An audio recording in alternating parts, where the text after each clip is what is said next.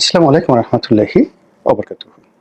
সম্মানিত দর্শক, আওয়ামী লীগের জীবনে এখন যে বিপর্যয়, ঠিক সেই বিপর্যয়ের মধ্যে যে সকল প্রচার এবং প্রোপাগান্ডা চলছে এবং যে ধরনের অবস্থা চলছে, অবস্থার দৃষ্টি মনে হয় যে একসময় বাংলাদেশে আওয়ামী লীগ নামক একটি রাজনৈতিক দল ছিল।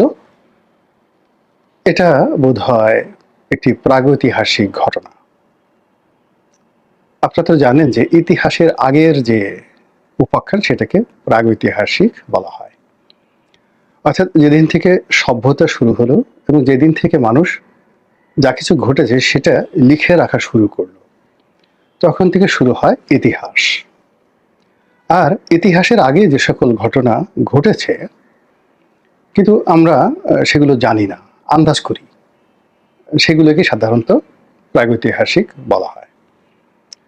যেমন ধরুন, মানুষ বন জঙ্গলে বাস করত, তো বন জঙ্গলে বাস করত, এটার কোনো ইতিহাস নেই, এটাকে বলা হয় প্রাগৈতিহাস। সেই ইতিহাসে আগের ঘটনা। তখন মানুষ সেই টারজানের মতো গাছে বাস করত, উলঙ্গ থাকত, পশুর সঙ্গে বন্ধুত্ব ছিল। পশু এবং মানুষের মধ্যে কি সম্পর্ক ছিল, বা নারী এবং পুরুষের মধ্যে কি ধরনের পাশবিক সম্পর্ক ছিল, তো এই জিনিসগুলো নিয়ে আমরা কল্পনা করি।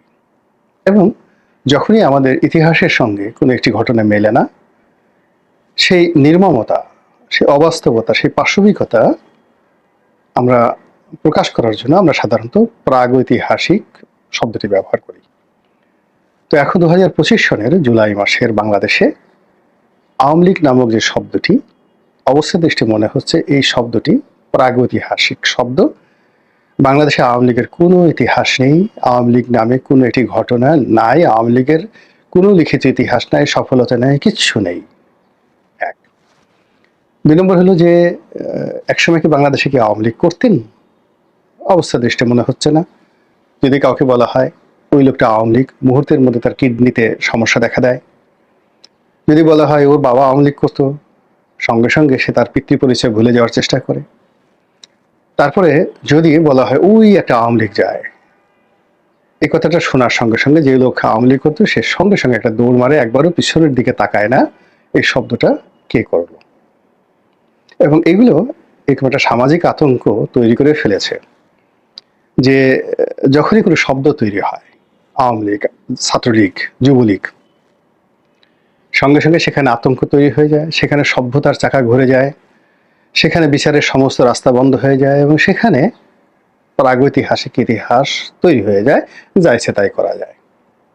কোনো একটা লোককে, কোনো একটা পরিবারকে যদি আওয়ামী লীগ আখ্যা দেওয়া যায়, তার মিল, ফ্যাক্টরি, কল কারখানা, তার স্ত্রী, পুত্র, কন্যা সব কিছু গনিমতের মাল হয়ে যায়।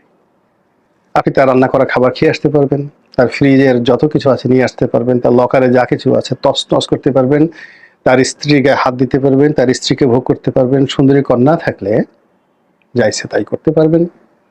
তো এইরকম যে একটা ইতিহাস, সে ইতিহাস তো সভ্যতার ইতিহাস নয়, সে ইতিহাস সভ্যতা পূর্ব ইতিহাস, যেটিকে বলা হয় প্রাগৈতিহাসিক ঘটনা।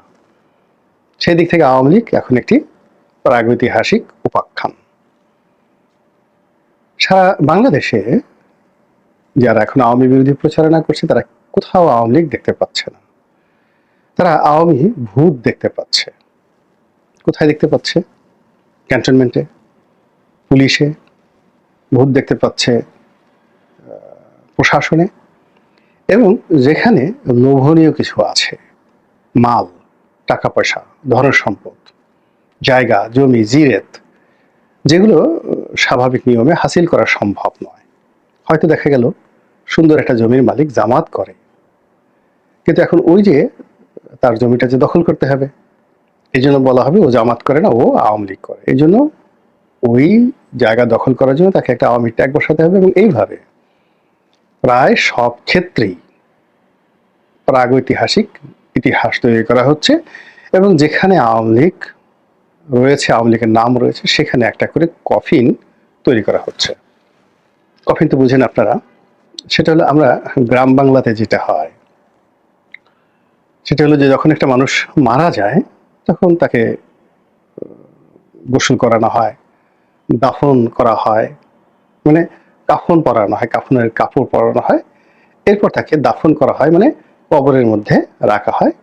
এটাকে মানে আমরা দাফন কাফন বলি। এরপরে কবরে রাখার পরে এরপরে আমরা জিয়াফত করি, মানে সেই মৃত্যুর যে কষ্ট সেটা ভুলে যাওয়ার জন্য আমরা খানা পিনার আয়োজন করি, পোলাও, কোরমা, রোস্ট। এখন আমরা আগে যেভাবে জিয়াফত হতো তাতে সাধারণত গরু বা মানে যাকে বলা হয় খাসির মাংস রান্না করা হতো, ডাল ভাত। আর যারা আরো বেশি গরিব তারা সাধারণত ৩০-৪০ জন লোক যারা এই জানাজাতে দাফন কাফনে অংশগ্রহণ করেছেন তাদেরকে একটু মুরগির মাংস দিয়ে ভাত খাওয়ানো হতো, একেবারে কিছু না হলে ডাল ভাত খাওয়ানো হতো মুগের ডাল দিয়ে বা মুসুরির ডাল দিয়ে, ৭৩-৭৪ সনে এইভাবে মানে গরিব মানুষগুলো জিয়াফত করত। কিন্তু এখনকার জিয়াফত আবার ভিন্ন। এখন জিয়াফতে এত আয়োজন হয়, আপনি এটাকে জিয়াফত না এই বিয়ে বাড়ির উৎসব নাকি এটি সুন্নতে খাতনা আপনি বুঝতে পারবেন না, মানুষের হাতে এমন টাকা পয়সা এসে গেছে। তো যাই হোক, এখন সেই যে আমি অনেক আগে একটা বই পড়েছিলাম হিরোডোটাসের। তো বই পড়ার পর আমার মনটা ভীষণ রকম খারাপ হয়ে গিয়েছিল। সেখানে আমি পড়েছিলাম যে অনেক সভ্য সমাজ ছিল ব্যাবিলনে, তারপরে সাইরেনিয়াতে, সাইরেনিয়া এবং সাইরেনিকা দুটো এলাকা, একটা হলো ভূমধ্যসাগরের এপারে আর একটা হলো ওপারে, প্রাচীন নাম এইগুলো। তারপরে প্রাচীন কতগুলো নাম ছিল লিডিয়া, তারপর ছিল মিডিয়া, তারপরে প্রাচীন আরো কত হ্যাসপোটাস, এই খুব বিখ্যাত বিখ্যাত আজকের যেভাবে ওয়াশিংটন, বেইজিং, সাংহাইয়ের নাম ওইরকম। তারপরে হেলিপটাস, এই নামগুলো ছিল প্রাচীন দুনিয়াতে খুব বিখ্যাত বিখ্যাত নগরাষ্ট্র। তো এই সকল সভ্য জগতে যা হতো, অনেকগুলো জাতি সম্প্রদায় ছিল যাদের সন্তানেরা বাবা মা বৃদ্ধ হলে অপেক্ষা করতো কখন তারা মরবে। এরপর মরে যাওয়ার পর তাদের লাশ কেটে সুন্দর করে রান্না করে তারা খাওয়া দাওয়া করতো, ছেলে মেয়েরা এবং পাড়া প্রতিবেশীদেরকে নিয়ে আনন্দ উল্লাস করতো। তো এই লেখা, হিরোডোটাসের এই লেখা পড়ার পরে আমার অনেক দিন মন খারাপ ছিল। কিন্তু পরবর্তীতে দেখলাম যে আমরা এই আধুনিক যুগে বসে আমরা কি করছি। একেবারে সবচেয়ে প্রিয় সন্তানটি মারা যাচ্ছে, মা মারা যাচ্ছে, বাবা মারা যাচ্ছে, তাকে কবরে রেখে আমরা চল্লিশা করছি, কত কিছু করছি, পোলাও খাচ্ছি, কোরমা খাচ্ছি, হাসাহাসি করে কথাবার্তা বলছি। তো খুব বেশি পরিবর্তন কিনা। তো এইরকম মানে মানুষের যে অমানবিক আচরণ, চালচলন, দৃষ্টিভঙ্গি, এটা পরিবর্তন হয়নি। আমাদের প্রযুক্তি এসেছে, নতুন ভবন এসেছে, বিল্ডিং এসেছে, কিন্তু আমাদের পরিবর্তন হয়নি। তো এনিওয়ে, যেটা বলছিলাম যে এখন এই যে আওয়ামী লীগের প্রতি যে নিষ্ঠুরতা, প্রাগৈতিহাসিক নিষ্ঠুরতা, সেখানে যেখানে আওয়ামী লীগের নাম আসে সেখানে একটা করে কফিন তৈরি করা হচ্ছে। তো যেটা বলছিলাম যে গ্রাম বাংলাতে যে কফিন হয় সেই কফিনটা সাধারণত একটা খাটিয়া, এবং সেখানে ওপেন ওই লাস্ট গোসল টোসল করিয়ে তারপরে সে কাফন পরিয়ে তারপরে শেষে লোকজনের সামনে রাখা হয় জানাজার জন্য। মানুষ জানাজা করে লাশটা আসছে কবরে রেখে দেয়। তো এটা দাফন এবং কাফন, কিন্তু কফিন জিনিসটা আবার আলাদা। যেমন দেখা গেল এখন আধুনিক শহরে, ঢাকার শহরে কেউ মারা গেলেন, এখন ৩-৪ দিন তার লাশটি রাখতে হবে। তখন সেই লাশটি একটা বিশেষ বাক্সের মধ্যে সংরক্ষণ করা হয়। বাক্স, সেখানে চা দিয়ে, চিনি মানে গুঁড়ো, মানে চা পাতার গুঁড়ো দিয়ে, কেমিক্যাল দিয়ে লাশটা যেন পচে না যায়, এই জন্য কফিন তৈরি করা হয় ৩-৪ দিনের জন্য। ঢাকা থেকে গ্রামে পাঠাতে হবে, এই জন্য কফিন। অথবা দেখা গেল একটি লাশ ৩-৪ দিন পরিবর্তে ৩-৪ মাস বা ৩-৪ বছর রাখতে হবে, বিকজ লাশ নিয়ে মামলা আছে, মোকদ্দমা আছে, তারপরে লাশ ছেলেমেয়েরা বিদেশ আছে, তারা আসবে, এই জন্য সেটা সুন্দর করে কফিন করে তারপরে আবার এই লাশ ফ্রিজিং করার জন্য, রেফ্রিজারেট করার জন্য বিভিন্ন হাসপাতাল আছে, সেখানে রাখা হয়। তো এই যে কফিন, তো কফি শব্দটা আমাদের আধুনিক সমাজের অপরিহার্য। তো এইভাবে মানে আওয়ামী লীগের যে লাশ, সেই লাশটা সঙ্গে সঙ্গে দাফন না, এটাকে সংরক্ষণ করার জন্য, মানুষজনকে দেখানোর জন্য, ভয় সৃষ্টি করার জন্য, উদাহরণ সৃষ্টি করার জন্য কফিন তৈরি করা হচ্ছে, দৃশ্যমান তৈরি করা হচ্ছে, প্রকাশ্য, যেটাকে আমরা মোবোক্রেসি বলা হয়। অর্থাৎ আওয়ামী লীগের নাম শোনা মাত্র সেখানে এই যে আমি যে লাশ শব্দটি ব্যবহার করছি, কফিন শব্দটি ব্যবহার করছি, এটা প্রথমেই বলে নিই যে এটা একটা আপেক্ষিক শব্দ। মানে আওয়ামী লীগকে কেন্দ্র করে যে সন্ত্রাসগুলো করা হচ্ছে সেটা এতটা দৃশ্যমান, এতটা পাবলিক এবং এতটা যাকে বলা হয় নির্মম এবং নিষ্ঠুর, যেটা দেখে যেন মানুষ শিক্ষা গ্রহণ করতে পারে এবং আওয়ামী লীগের নাম যেন দ্বিতীয়বার তার উচ্চারণ না করে। এই ভয় তৈরি করার জন্য যে পরিবেশ সৃষ্টি করা হয়, এটাকে আমি রূপক অর্থে কফিন বলছি। গেল এক। দ্বিতীয়ত হলো যে যখন আপনি একটা কোনো কফিন বা একটা জিনিসের একটা সমাধি ইতি টানাবেন, ইতি টানবেন, তো সেটাকে তো আপনাকে কবর দিতে হবে, মানে দাফন কাফন করতে হবে। তো আওয়ামী লীগকেও তো আপনি যদি একেবারে শেষ করে দেন, তো তার যেন অস্তিত্ব না থাকে, তাকে তো মাটিতে পুঁতে ফেলতে হবে, কফিন দিতে হবে এবং সেখান থেকে যেন আসে উত্থিত না হয়।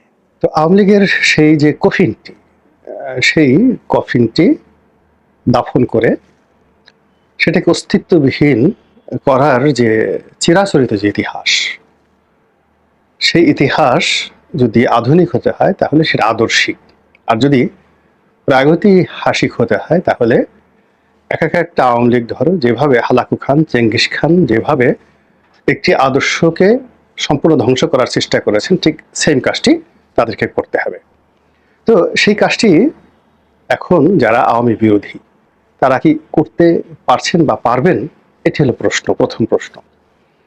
দ্বিতীয় প্রশ্ন হলো যে আওয়ামী লীগ নামক যে দলটি রয়েছে সেটার যে আদর্শ, সেটার যে চিন্তা, সেটার যে অস্তিত্ব, সেটি আগামী থেকে এইভাবে সমাহিত থাকবে, নাকি ওই যে গল্পে যেটা ফিনিক্স পাখির গল্প রয়েছে, সেই ফিনিক্স পাখির গল্পের মতো তারা আবার নতুন করে জাগরিত হবে। এখানে আপনি যদি প্রাগৈতিহাসিক ইতিহাস ধরেন এবং আপনি যদি মনে করেন বর্তমান সভ্যতা প্রাগৈতিহাসিক নিয়ম অনুযায়ী চলবে, তাহলে আওয়ামী লীগের ফিরে আসার সম্ভাবনা নেই। কিন্তু আপনি যদি ইতিহাসের কথা চিন্তা করেন, সভ্যতার কথা চিন্তা করেন, কৃষ্টি এবং কালচারের কথা চিন্তা করেন, তাহলে আওয়ামী লীগ একটা আদর্শ, একটা ধারণা, একটা চিন্তা এবং একটা চেতনা, একটা ভ্যালুস, একটা মূল্যবোধ, এবং এটি সিনা থেকে সিনা, মস্তিষ্ক থেকে মস্তিষ্ক, জিন থেকে জিনে এটি প্রবাহিত হতে থাকে।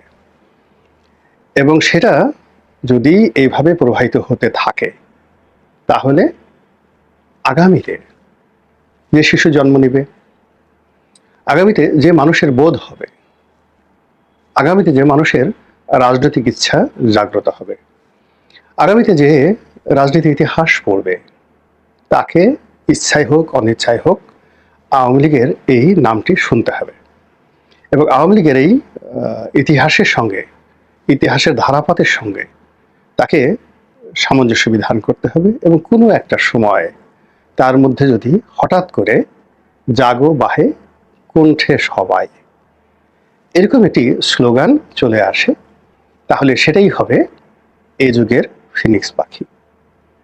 আল্লাহ আমাদের সবাইকে হেদায়েত দান করুন এবং হেফাজত করুন। আসসালামু আলাইকুম ওয়া রাহমাতুল্লাহি ওয়া বারাকাতুহু।